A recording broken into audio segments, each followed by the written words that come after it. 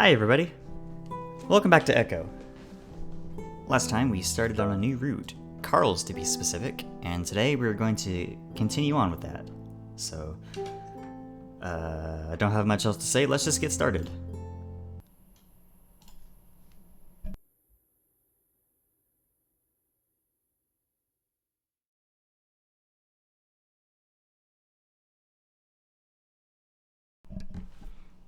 I open my eyes slowly. The pressure in my head tells me I didn't get nearly enough sleep. Not really a surprise, considering we were both up until 3. And our own ghost adventure a few hours later didn't help things. I hear the doorbell and realize that that's what had woken me up. Groaning, I reach under my pillow and feel around for a few seconds before I find my phone. The lump that is Carl under the blankets near my feet doesn't even budge. That was the cool thing about having Carl as a roommate. He slept like a fucking rock.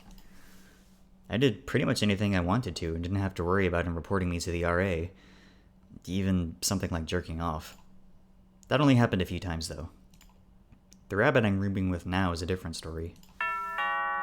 Again, the doorbell. I glance at my phone. 10 a.m. I also notice I have 5 texts and 2 calls. Hey! Sorry, hey. On way to Carl's hoist for surprise party. Make sure you're ready. Hello? That sounds like the reverse of a surprise party. I look down, then nudge some part of Carl with my foot. Judging by the thickness and consistency, I'm pretty sure it's his ass. He grunts. What? I think someone's at the door? He doesn't say anything, and a few seconds later his guttural snores start up again. This time I really dig my foot in and he yelps loudly, sitting up so fast his horns bang against the wall. He squints against the sunlight pouring in between the blinds, which turns his emerald eyes into an almost mint green. He raises up a paw to block the light and looks at me, frowning. What the hell was that? The doorbell goes off again. Door. Carl blinks at me, then slumps back down on his pillow, waving a paw lazily in the air. Let it ring. They'll go away eventually. Huh? Are you sure? He flops his paw around again. Solicitor, trust me. They see this house and make a beeline. No one else visits. I sigh, looking back down at my phone. Oh look, Leo texted me. That's probably him at the door. I guess my tone of surprise was a little too fake, because Carl sits up and eyes me suspiciously. Well, you can go ahead and answer it. You're allowed to touch my door. I sigh a little harder this time. Damn it, Carl. Fine. They're planning a surprise birthday party for you, so go down there, answer the door, and act surprised. What? But Carl's not just confused, he looks genuinely upset. He leans into the corner and pulls up the blanket, like he's preparing to ward off the boogeyman. My birthday isn't until next month. I pause, watching him. I know, but we didn't have much to do, so Leo thought... I slide off the bed and start pulling on my jeans and a shirt. Come on, I'll go down with you. Carl covers his face and rubs hard, the short fur on his muzzle bristling out in little spikes around his fingers. I just wanted to relax today, you know? Isn't that every day for you? I laugh to lighten the jab, but Carl just frowns. Well, not with you. I'm starting to wonder if all this isolation has worsened Carl's issues, if he really has gotten the help he needs. That all this hiding out has just blanketed the problem and let it fester underneath. We can relax. We're all friends here, Carl. Come on. I pick up his clothes left on the floor from yesterday and toss them at him. I'm at least relieved to see him putting them on, even if it's reluctantly. My phone buzzes a few more times, but I ignore it and patiently wait for Carl to finish getting dressed. I think this will be a lot of fun. He doesn't say anything as he slowly rolls off the bed and pulls on his shorts. Surprise! Happy not really your birthday, bitch! As I open the door, a blast of confetti hits my face, along with a loud pop that leaves my ears ringing. TJ, not in the face. Sorry! I slowly pull the papery strings of confetti off from around my ears, as the smell of fireworks stings my nose. Where the fuck's Carl? I look behind me and step over to the side a bit, revealing Carl, who's got his arms folded tightly, head dipped. Good thing I didn't answer the door, huh? Happy birthday! Leo bustles in, carrying 2 bags. Jenna follows, carrying a medium-sized cylindrical cake covered in white frosting. Carl perks up a bit when he sees this, his long ears bouncing. Hey, is that red velvet? Yeah, Flynn says it's your favorite. Store-made, though. I would have made it myself if Leo had warned us in advance. Hey, I just came up with this like 2 days ago. Flynn engages Carl with some fake punches, while Leo sets the bags down at the table before turning to me with his voice low. Just so you know, your gift is a horn band. Okay. So is everything alright? With Flynn, I mean. Leo glances over at the lizard, quirking the corner of his mouth up towards his ear. Yeah, I think so. It will take a bit of time for him to settle down, but he already sorta apologized while you were gone. So that's a start at least, yeah? I exhale. Okay. Carl, where are your plates? The cupboard, second door over. Now that Flynn's not shoving him around, Carl's standing awkwardly next to the table, paws fidgeting. So, why are we doing this?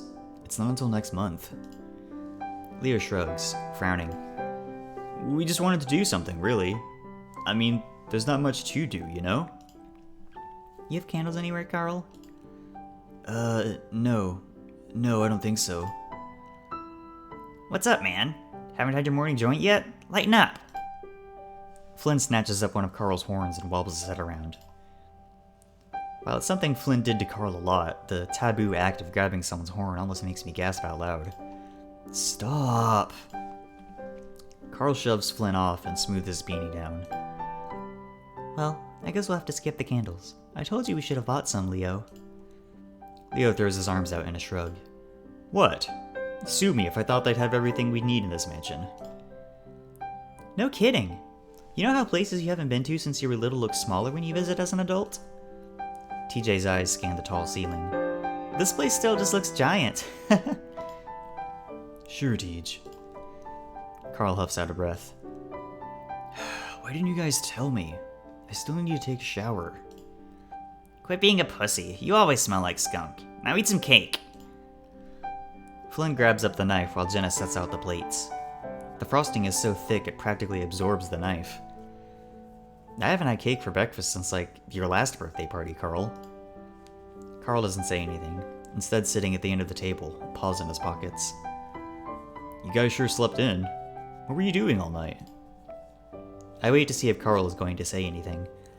When it's clear he isn't, I chime in. Video games mostly, and a movie. Fun. It's something we could have all done together, though. Maybe for people who don't have a job to go to the next day. I don't think that was a personal dig at Carl, but I don't miss the downward flick of his ears.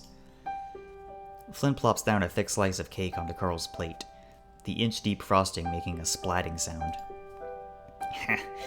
Maybe we should just stick a doobie in there and light it, huh?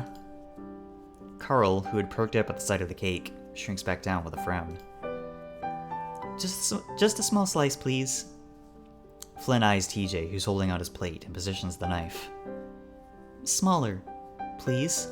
Oh my god, loosen up. You're on vacation. Flynn starts cutting the slice even bigger than Carl's was. Hey! Flynn. She says it quietly, but the chill in her voice is clear. And so is the fact that things aren't completely okay. Flynn grunts, then cuts the cake again, this time with a slice that's just an inch wide. That good? Yeah, that's fine. Thanks. TJ moves away to sit down, and the warm glow of our little get-together chills. But Leo chips in with a laugh. Make sure Chase gets a real big chunk. He's getting way too skinny. I don't argue, and Flynn slaps down a large slice on my plate. A little notch in the center where he tried to cut TJ's. I sit in the vacant seat next to Carl, where he's resting a cheek in his paw, methodically shoveling the cake into his maw. Everything okay? Oh, yeah. Yeah, everything's good. I'm about to ask more, but Flynn points across the table at us. Hey Leo, Want to tell them about what we saw on the way here? Oh god, no. I look at Leo inquisitively, and even Carl's ears perk up a little bit. What? Leo purses his lips, like he's trying to decide whether or not to tell us. Now might not be the best time. Flynn rolls his eyes. Screw it. You know Janice? The waitress? Yeah, the methed out one at the diner. Come on, Flynn.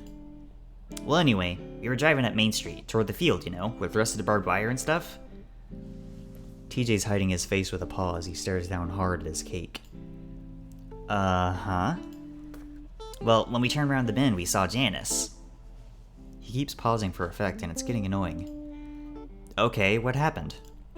Well, she was all crouched over, staring at the road, and Leo starts driving up to her. I thought she was having, like, a heart attack or something. Yeah, well, as we get closer, we saw that her pants were down. I recoil a little, not having expected that at all. What? Yeah, and when we pulled up next to her, she just grinned at us, and then... Flynn snorts out a laugh, covering his face, like he still can't believe what happened. Can we please not talk about this? It just makes me feel awful. What? Well, she, It's unusual to see Flynn at a loss for words. Well, she just started pissing. What? Why? I don't know. She just smiled at us and started pissing. Heard it first, then looked down and saw it. Then Leo hit the gas. Flynn sits back, done with his story, not exactly looking pleased with himself. I furrow my brow in confusion. Janice? She was one of the more well-adjusted people living in this town. Leo lets out a cough into the awkward silence. I'm still trying to figure out what exactly happened. Like, maybe we missed something? Either way, she seemed fine a few days ago. Well, now I have more reason to never go into that diner again. We sit there, awkwardly. I notice Carl is still staring down at his now empty plate. I still can't figure out why Carl's being so quiet, but I see an opportunity to get him to talk. And change the subject. Hey, didn't we have some weird stuff happen, Carl? Carl looks up at me. Huh? You know, the sounds we were hearing? Oh. Yeah. What kind of sounds? Like bumping sounds and voices. That sounds creepy. Yeah, and Carl just charged down there like he wasn't even scared. That seems dangerous. Carl finally gives a little smile. Well, having a hard head can make you act crazy sometimes. So, did you find anything? No, we're not sure what it was. I'd watch out. Sounds like you got a pair of hobos banging out in your basement. As we eat, Jenna leans over and starts pulling out presents from one of the bags. Sorry, Carl. We didn't even have time to wrap these up. It's fine. She pulls out a comic book from TJ, a poster from Leo, and a manga from herself. I know you hate these things, but I think you should give it a chance. I'll take a look. Thanks. And then this horn band from Chase. She pulls out an orange and black band from the bag. The colors of my school. Carl's former school. Oh. He seems to be struggling to find something to say. Thanks. I didn't know people still wore these. Leo suddenly shifts against the counter, realizing that he had to explain my present. Well, they're making a comeback. We saw a couple rams and then a stag that had like 5 of them on. Carl glances at me, and I can tell he probably knows that I didn't get it for him. Mainly because of the university logo, and also because we'd made fun of them together a few years ago about how bro-y they were.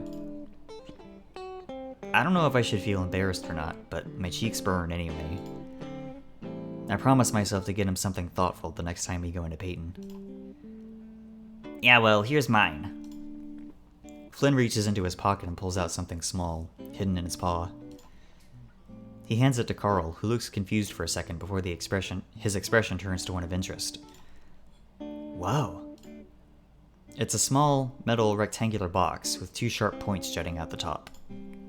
I lean in for a closer look and realize those parts are horns, and there's a complex, elegant design of a ram's face etched out on the front of the box. Carl presses a thumb against one of the horns and pushes. The top flicks up and over, and that's when I realize it's a lighter. Saw it when I was over on the reservation. Made me think of you. He reaches out and traces a finger along the horns and clicks it back shut. Thanks, Flynn. Yeah, now you'll look like a badass when you decide to get blazed. Yeah. Oh, sorry! We all jump and look over at TJ, who's looking at the floor, his plate gone from the table. Flynn starts to laugh, but catches himself. Don't worry about it. They've got 100 of those plates. Probably got 100 of those plates, whoops. Carl, where's your broom? He doesn't say anything, and we look at where Carl had been sitting a few seconds before. But he's gone, and so is another portion of the cake. Huh, where'd he go? Hey, check between the wall and the fridge. I think that's where I remember seeing it. TJ gets down on his knees and starts picking up the larger pieces. I look back at Carl's spot, then up the stairs. I'll be right back. Bathroom. Excuse me for a moment.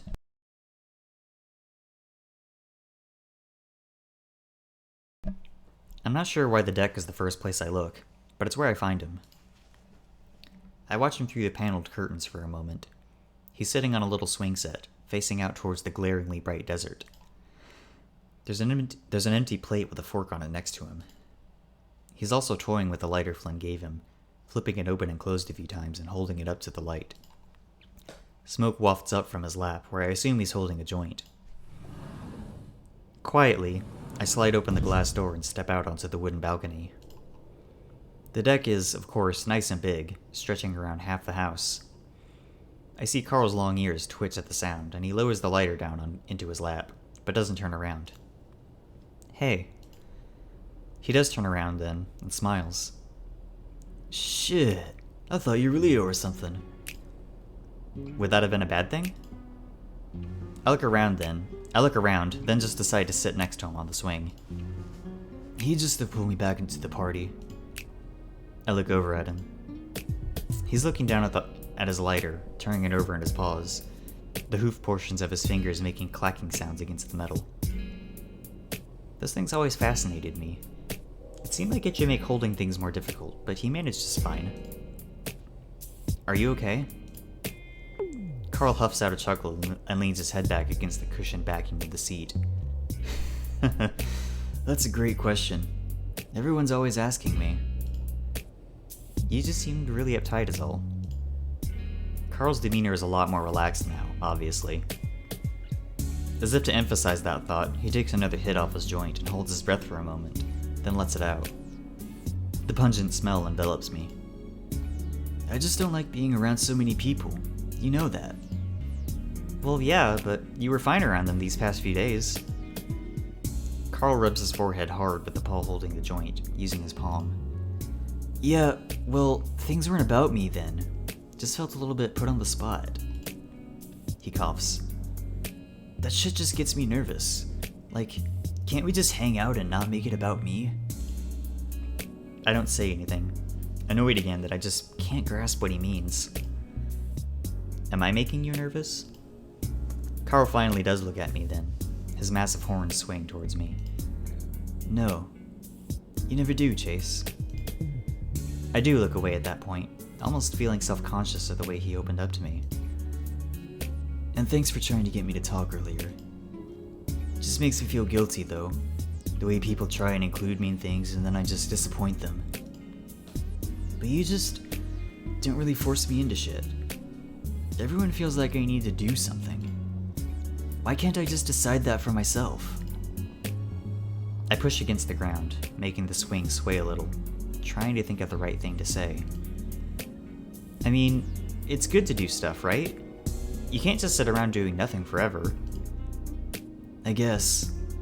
It's just that I worry enough about it myself, that I don't need other people doing it for me. I lean back in the swing for a bit, looking out over the desert. Man, I'm hungry. Wish I brought more cake with me. Not enough incentive to go back in? Not yet.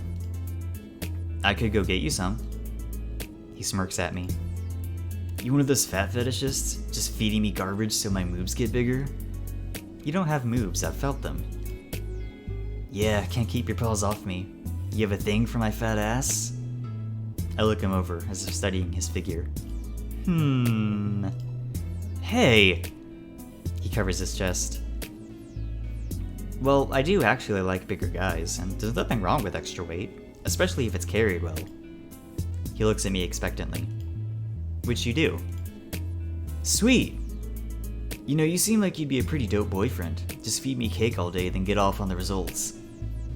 I'm about to shoot back with something snarky when a stumbling figure catches my eye. Out on the sun-baked asphalt of the road in front of Carl's house, I see a thin figure. A weasel, I think, running up the road.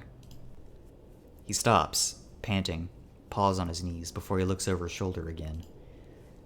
His whole body slumps then, like the air's gone out of him, like he's giving up on something. He turns around to look back up the road. He's far away, but even from here I can tell that he's talking. Carl looks over at my silence, then down at the road where I'm looking. Is that Duke? Yeah, that's him. Must be on something. He usually is. Duke finally turns around and starts to cower, his paws up in surrender.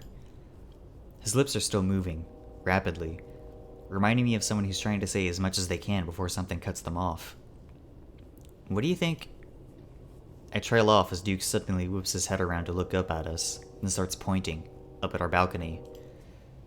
Uh-oh, let's hope the doors are locked. Carl's chuckling, obviously finding the whole thing hilarious, but I'm a bit more on edge. I don't really feel like he's high.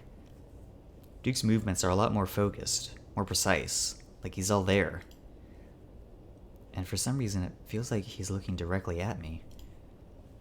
I furrow my brow, watching as the weasel turns toward us, sticking a foot out to take a step. The sound of the sliding glass door wrenching open nearly makes me jump out of my skin. What the hell are you guys doing? Jenna marches around the swing set to stand in front of us, paws on her hips. Whoa, what's up, Jenna? Carl leans back in the swing, elbows over the back, smiling. The fox's eyes narrow as she sees the joint. Did you forget who this party was for? Carl shrugs and rubs his forehead again. Leo, I'm guessing? No. We spent all day yesterday getting this ready for you, Leo especially. Now get back downstairs and have your party. Carl sits quietly for a moment, then glances at me. No, I don't think I will. He's not smiling anymore, his face expressionless. Head turned back towards Jenna, but his eyes are wandering off towards the side, looking at the sky. Why not? Because I didn't fucking ask for it! I pretend to look at my phone. What, a party? I'm so sorry, we were trying to be thoughtful, Carl. Maybe we should just forget you next time, huh? Jenna, it's okay. We're just hanging out. She ignores me. I see the skin inside Carl's ears and around his nose turning red. Since he was a kid, Carl didn't deal well with conflict, usually running away the first chance he got. No, this was for Leo. I just don't understand why we couldn't do something that didn't involve... Sorry, Carl, but that's life. Sometimes you have to come out of your room. Sometimes you have to be the center of attention. And sometimes, God forbid, you have to talk to people. Well, what if I just want to stay up here and hide? Who gives a fuck? The look on Jenna's face is approaching contempt. Are you kidding me? This is difficult for you? Jenna? Again, she ignores me. I might as well be talking to a statue. Or maybe I'm the statue that she isn't paying attention to. I feel like something must have happened downstairs. This isn't like her. You never realize how good you have it, Carl. If you even had a taste of what I went through. I can practically feel the heat radiating off of Carl's body. He looks down at his lap. Are you blaming me for that? His voice breaks.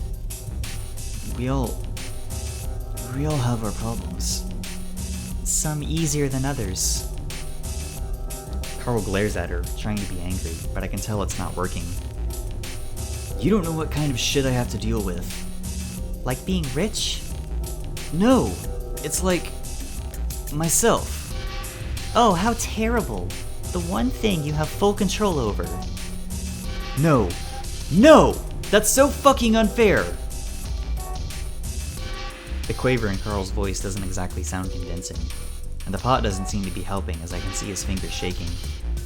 Just like life. Carl's face is bewildered. What the fuck did I do, Jenna? Did I say something wrong earlier? Out of habit, he lifts the joint to his muzzle with his shaking fingers, but then flinches as Jenna steps forward. I guess he thought she was gonna slap him or something, but instead she just reaches forward and plucks the joint out from his grasp, right before flicking it back into his face. It hits his nose and Carl flinches again. Without a word, Jenna spins on her heel and opens the door even harder than she did the first time. I'm stunned. I haven't seen Jenna that angry since she was in middle school, and definitely never at Carl. Carl doesn't say anything, instead rubbing at his nose, leaning back in the seat. The insides of his ears are still flushed a deep red. What the fuck was that? I don't know. Something must have happened. That wasn't Jenna. I'll ask Leo about it. Later. I didn't do anything, did I? I shrug, no words coming to mind. We sit in silence for a while, listening to the train horns. Looking down, I see the joint still smoking up from the planks of the floor. Slowly, I lean over and pick it up before holding it out to Carl. He takes it and looks at it for a second.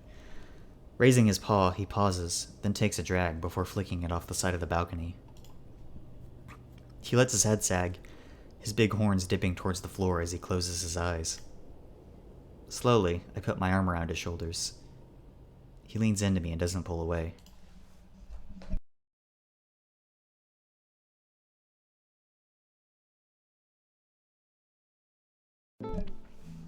So it's over with Leo, huh? Carl waves his controller around like it's gonna help him avoid my 3-spike throw, almost knocking over his beer bottle. It hits him anyway, and he gives a little grunt of annoyance. I grin and consider letting up on him because he's clearly drunk. Seems that way. He hasn't really talked to me much since I got here. I leave out the part that that's probably my fault. Carl lets out a weird little ugh sound as I punch his character, as if he were the one getting punched instead. Well, that sucks. Does it suck? He's looking intently at the screen. Still, I get the feeling he's not paying full attention, because it's getting easier and easier to nail his character with my combos. I don't really know yet. It's been 3 years. Maybe it just hasn't kicked in yet? Takes that long to kick in for you? When Tanya done to me, I felt like I couldn't get out of bed for like a week. Oh god. I remember that, back in high school, when we were both 16. Didn't she get you into pot? Carl lets out a snort again as I flip kick his demon character in the chin. Yep, and thanks Satan for it. I don't know how else I would have gotten over her. Anyway, not to be a dick, but you're better for it. He surprises me with a spin kick that sends my Angel Wolf character flying across the screen. I focus back on the game and throw a barrage of punches into his demon character's face, sending blood splashing onto the screen. Oh? Well, you know, it's just hard to talk to you and Leo when you guys are being all lovey and shit. His words are mushy, starting to bleed into one another. His character throws a flaming spear at my angel, which I easily deflect with my shimmering shield. I extend my wings and swoop in to throw my lightning bolts. What the hell game is this? Well, you know, no one really tried to talk to us when we were together. It was like we were making you guys uncomfortable. I watch his demon fly in the air, surrounded by a glowing white circle. Looking over, I see Carl frowning. No, I don't think so. His demon spreads its own, much spikier wings and hovers up from the circle. He reaches up into the sky, and a red lightning bolt slams down into my character. You guys were just kind of self-absorbed. You didn't call me once after you guys started dating. And here I was thinking Carl never liked conflict. That sentence carried a lot of weight. and a lot of years behind it. I'm not about to argue with him, though, especially after what happened with Jenna. That lightning bolt was it for my wolf angel, and his demon flies up to the screen and flips us off as "Winner" is displayed.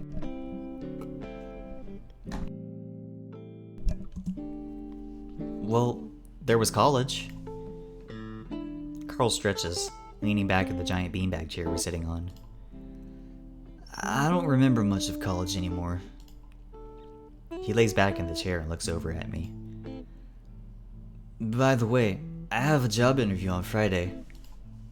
My eyes widen. Don't act so surprised, asshole.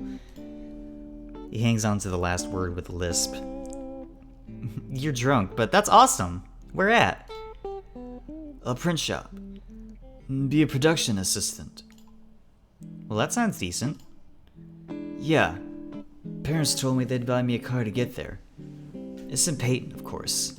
But anyway, Flynn told me he'd give me a ride to the interview. But since you're here... He gives me a lazy sidelong glance. While I usually wouldn't have an issue with it, the thought of how hard I've been procrastinating my school project is starting to make my stomach churn. But hey, how often will I get to hang out with Carl when the break is over? I'd love to take you. You know, we were gonna go out and do stuff tomorrow. Why don't we change your look? Get you new clothes or something for your interview. He keeps smiling. Sounds great.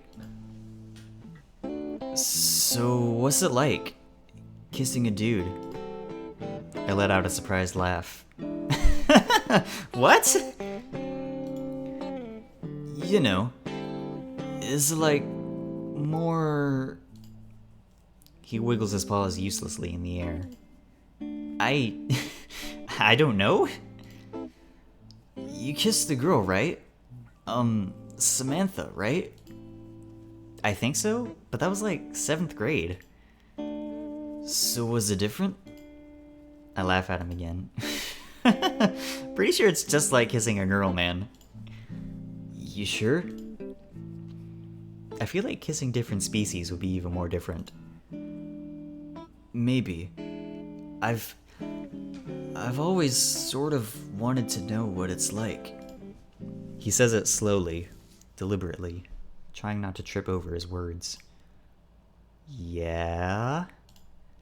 I say it even slower because I think I know what Carl's getting at. I can see how guys can be sexy. Carl, are you coming out to me?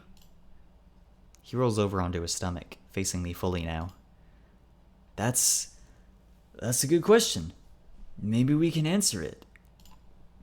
I'm a little buzzed, but not drunk. Are you asking if you can kiss me?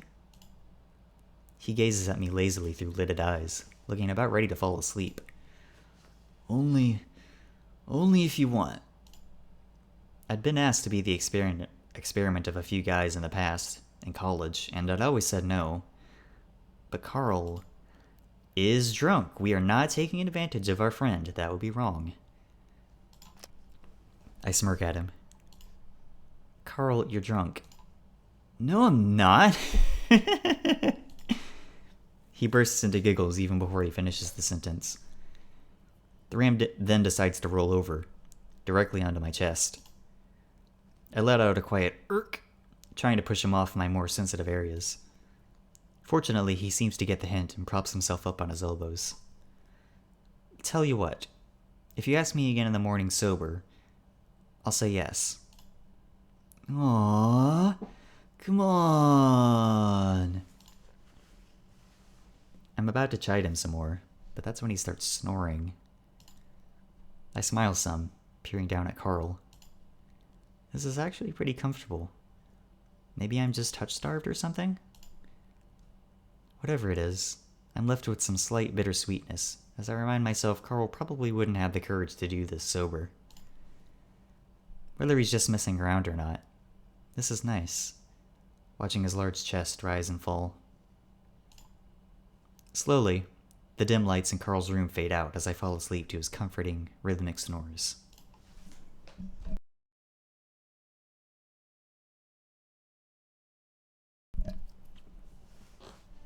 Stop! I heave for breath as I chase TJ down the dusty street, trying not to pop the water balloon that I'm holding with my claws. You always chase me! TJ's whining again, but I don't care. He's always the funnest one to hit. His crazy speed made it all the more rewarding. Even though he's a grade lower me, he could outrun me easily. I can still keep up with him though, since he's running around houses and mailboxes. My 4th grade brain is easily able to figure out ways to cut him off. It's not long before I have him backed up against the back of the Benalli's trailer home. He does a stupid dance where he's running back and forth, covering his head. Stop! I stick my tongue out the side of my muzzle, following him back and forth with the balloon I have cocked behind my head. Hold still! No! He finally curls up into a ball against the house, crouching in the dirt in his blue swim trunks. I stop. Well, it's not fun if you're gonna try to run. He looks up at me between his fingers. You always throw it too hard. Well, if you... He suddenly darts to the right, but I'm ready, hurling the balloon right at his back. It doesn't explode though, instead smacking against his spotted back with a wet splat. Ow! He skids to a stop, then immediately bends and scoops up the balloon, grinning at how the tables had turned. Uh-oh. I start jogging backwards as TJ heaves back with a balloon. But I don't have anything to worry about. In his excitement, he grips the balloon too hard, and I can see how his claws dimple the rubber before it explodes mid-throw. Water showers his head and dust kicks up as dark spots speckle the ground, just like his fur, I think. He gasps the way cats do whenever they get any water on them, and I point and laugh. I can tell he's deciding whether or not to sulk and cry, and I hold my breath because I don't want the game to end. I think I win him over because he smiles and starts to laugh too. That always happens to me. Well, don't hold it so hard. I wasn't. Yeah, you were. I saw. I see TJ's ears perk and he looks over towards the front of the house. What? But that's when I hear it too. Doing with those water balloons. Don't touch me! I'm not touching you, just give me the fucking balloons. Clint and Jeremy. Carl must have followed us and they saw him at the window. My guts drop to my feet and I feel like I'm gonna pee myself. TJ covers his mouth and I see tears starting to brim in his eyes. I think fast. Go run and get Leo, he can help! Before I know it, TJ's tearing across the backyards of the houses, of the block where Leo's filling water balloons. At least that's where I hope he's going. Slowly, I pat around the house, peeking around the corner to the front yard. Carl's standing with his fists clenched, staring hard, trying to look defiant, but I can tell he's terrified. Multicolored water balloons are scattered around his hooves. He must have been carrying them all in his white tank top. He always wore a shirt when we did water games. What's the matter, cunt face? We're not gonna hurt ya. Right. Jeremy laughs stupidly at Clint and bends down to pick up a purple water balloon. Clint starts circling around Carl and the ram follows him with his muzzle, nostrils flaring. As he's looking the other way, Jeremy throws the water balloon right in Carl's face. Following the smack of rubber on muzzle, the balloon explodes, showering all three of them in water. Carl whimpers and covers his face. I grip the side of the house, knowing I should do something, but my legs aren't moving. Leave me alone! Carl's doing a good job of not crying, but he's about to. Hey, we're just playing. Clint leans down to pick up another water balloon. That's when Carl makes a break for it, dodging around the bent-over Clint towards the street. Clint's too fast though, and the ring-tailed cat instantly reaches out and catches Carl by one of his horns. He rides him for a second, jumping on Carl's back before using his long tail to trip the ram up. Carl lands on his stomach with a loud grunt as Clint sits on his back, holding onto his horns. Cunt! He stepped on my tail! Clint grabs both of Carl's horns and leans back so far I think I can hear his spine cracking. Carl screams in pain and reaches for his horns. With his face pointed at the sky, I can see the tears rolling down his face now. The one eye I can see is open wide, and I think he sees me, but still my legs won't move. Hey! Leo jogs up the street, looking right at Clint. The ringtail sneers, but drops Carl back to the ground and stands up as Leo gets closer. The fuck do you want, Beaner? Clint's weary, his casual demeanor more tense now that Leo's here. I sigh with relief. Carl sits up and quickly rubs his face before standing and running back up the street, his hooves clopping loudly all the way. Leo doesn't even look at him, his eyes on Clint. I said, what do you want? You no understand? Honestly, Leo might not have understood. He'd only been here less than a year. Still, Leo doesn't say anything, his jaw working, and I wonder if he's imagining chewing on Clint's neck. You're fucking crazy. Let's go, Jeremy. Clint is afraid of Leo, and he'd left us alone ever since the wolf had moved in, at least for the most part. Even though they're both 13, Leo is a head taller and almost twice as wide. Leave them alone. Clint stops. What? Leave them alone. Forever. Clint looks hesitant, obviously not wanting to stay, but unable to leave now that Leo had thrown out a challenge, not in front of Jeremy. Or what? Or, he thinks for a second, is not good for you. Painful. I hadn't been paying attention to Jeremy, but I see a sudden movement from behind Leo, followed by another smack and a splash. Leo arches his back, hissing at the pain from how hard Jeremy had thrown it. The wolf whirls around, one paw rubbing at its back as he snarls at Jeremy, who points and laughs. Ha! Wetback! He doesn't see Clint running at him from behind. Leo! I yelp out his name, and he does turn around, only to catch a sucker punch right in the stomach. I can hear the thud along with all the air going out of him all the way from here. Leo stumbles back and stops with his paws on his knees, gasping. I wince and cover my eyes, only to pull them back down immediately and see Jeremy leaping on Leo from behind and biting his ear. Leo screams in pain, but immediately twists and slams his knee into Jeremy's crotch. Jeremy lets go and lets out his own scream, which Leo puts an end to when he grabs the fox and swings him around by the shirt. Jeremy's forward momentum is brought to a halt as he slams headfirst into the oak tree. He goes down. Clint's scared, his eyes wide as he looks from Leo to Jeremy to the front door. Leo doesn't give him a chance, though, running forward and hitting him with a tackle that slams them both to the ground. I think I hear Clint start to beg, but Leo's fists start raining down on his face. Now all I can hear are crunchy, fleshy thuds as punch after punch hits Clint's face. And I can hear Leo, too. ¿Quieres pelear? No me jodas! The sounds Clint makes go from snarling to screaming to gurgling, and I cover my ears because it sounds so terrible. Again, I feel like I should stop this. Leo looks like he's in a trance with how focused he is on hurting Clint. But again, I'm too terrified. I run in the direction Carl went. I need to tell him I'm sorry, that I should have helped him somehow, but that I was so scared. Even though this road doesn't lead to his house, I somehow get there. The sky is red and orange, even though it was noon just a few minutes ago. For some reason, Carl's house is bigger, much bigger than it should be. The architecture is pointier, different. I walk around it, slowly, looking for Carl. Looking down, I see hoof prints. They're too big to be Carl's, but I follow them anyway. They lead around the back of the house, right up to a wooden set of cellar doors.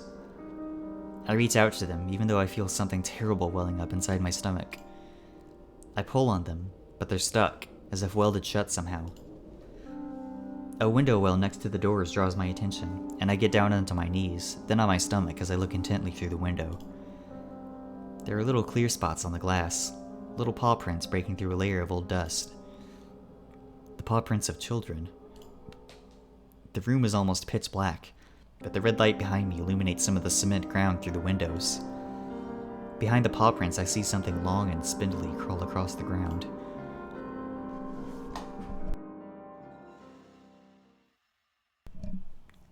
I don't know where I am at first as I open my eyes, but the dimmed Lucha Lobo lamp tells me. Laying there for a while, I realize that Carl's no longer on top of me. My face fur is a little wet and my nose is stuffy.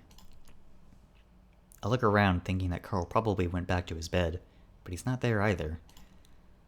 He must be getting a drink or something. A dull, far-off thud makes me open my eyes again. I listen carefully, starting to worry that the sound came from downstairs. Again, I hear it, and it makes me jump this time. Shit. Is it happening again? I hear a voice coming from the same area, directly below me.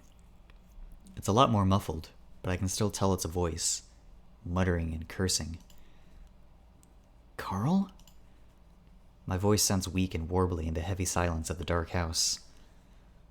The scuffling sounds below me stop for a second, though, then start up again, more vigorous now. Slowly, I sit up, listening to the whispering and thumping beneath me. My mind flashes to Duke, the weasel's foot forward, his eyes locked on me. Finally, the anxiety gets to me and I stand up, walking as quietly as I can from the room into the hallway.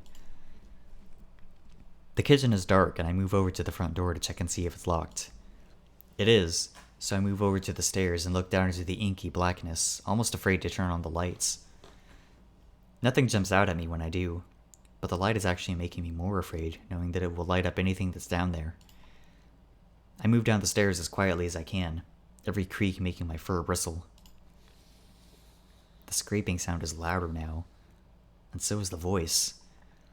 I'm almost positive that it's Carl, but I can't be sure. I call out his name again, but it's almost a whisper in my throat. I clasp my paws together against my chest, eyes flicking to each doorway as I slowly move down the hall, not wanting Carl to get the jump on me. When I finally get to the crawlspace door, I can pick up a rhythmic thumping, along with the scrapes, and the muttering is much clearer now. Buried. Inside. Help. I shiver. Carl, this isn't funny. Again, my voice is weak and unconvincing. He probably didn't even hear me. Another thump almost shakes the house and I jump. What the hell is he doing? Is it even Carl? Did whoever is down there murder him and is now in the process of burying his body? The fear is too much and I know I have to open the door now and put it into this stupid prank or I'm gonna call 911 and make everything worse. With each step I take towards the doors, it feels like the air gets more electrified, the charge making my fur stand on end all over my body. As soon as I touch the tiny doorknob to the door and start to pull it open, though, the sound stops. I freeze, listening hard. I get the feeling that whatever is down there is doing the exact same thing. Then I hear a series of thuds as whatever it is runs at the door. I fall back and can't help myself from shrieking, landing on my ass and scooting backwards with my paws and feet. The door flies open and I'm face to face with a dusty Carl. Carl, what the fuck? I scream at him, as my chest heaving as I clutch it, like I'm about to have a heart attack. He looks confused, looking around, then back at me, breathing hard himself. I was just... I wait, but he doesn't say anything. There's white dust all over his horns and on his shoulders. Just what? I yell at him again, and he jumps. I'd feel bad if I wasn't so freaked out. I sleepwalk. Sometimes, okay? I debate whether or not to accept that as an answer, but he looks confused enough that it just might be true. You scared the shit out of me! Carl moves out of the crawl space, leaning over to brush his head off. You scared the shit out of me! I didn't know where I was. I slowly get to my feet, still breathing heavily. What is that stuff? What are you doing in there? Just dust. It's dirty down there. Again, I feel like he's leaving stuff out. I try to look past him into the crawl space, but he closes the door. Come on, I need a smoke after that. I stand back to let him pass, tempted to open the door again. He grabs my arm when he sees me looking, though. Seriously, dude, let's go. I don't really want to be alone in this house right now. Please. I look at him and I can tell he's definitely freaked out. I would be too if I woke up in that crawl space. Yeah, let's go. Slowly, I follow him, looking back at the door before flicking off the light.